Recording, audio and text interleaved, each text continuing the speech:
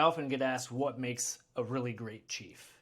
What are the attributes or what are the core pillars of a great chief petty officer? So let's take a look at it. Here's a quote I like to say about being a great chief petty officer. Being a mediocre chief is easy. Being a great chief is hard. And being a outstanding chief petty officer is downright impossible.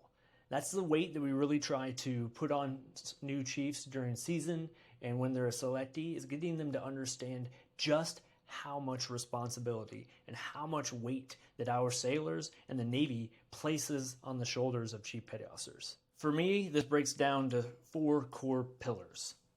The first pillar is technical and tactical mastery. Chief petty officers are the technical and tactical experts. We are the subject matter experts in our area of expertise. When I was a sonar tech chief, I could tell if the evolution on the sonar dome was going correctly just by the sound of the air moving through the pipes, because I had done that evolution hundreds of times and I knew exactly what to expect and what to hear. So I was a technical expert. I also was a tactical expert in anti-submarine warfare. Had to know all the different tactics to fight submarines.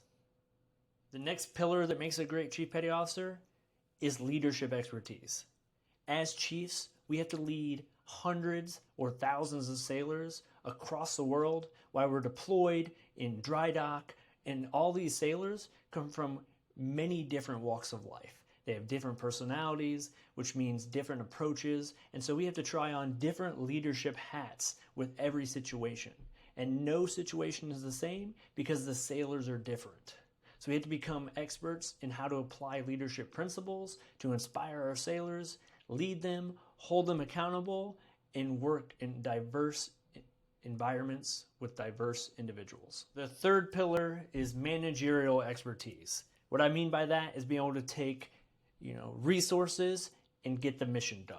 Take these people, take these systems, and then use them to accomplish this mission. We have to have that long-term management scope of responsibility where we can see a year out to what we want to accomplish, and then we are able to backtrack that into smaller chunks for our team to accomplish so we're ready for the fight when it comes. The fourth pillar is administrative or also institutional expertise. That's expertise in what is the Navy. That's our institution. That's our expertise. That we know, how the Navy operates, customs, courtesies, all the ins and outs.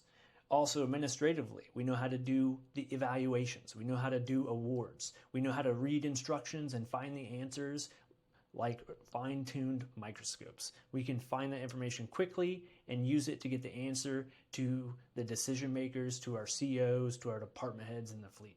What makes the Chief Petty Officer community completely different is our foundation of experience. It's what we bring to the table. We've been there in those situations, those challenging leadership positions. We've done the evolutions before. We've shot the gun.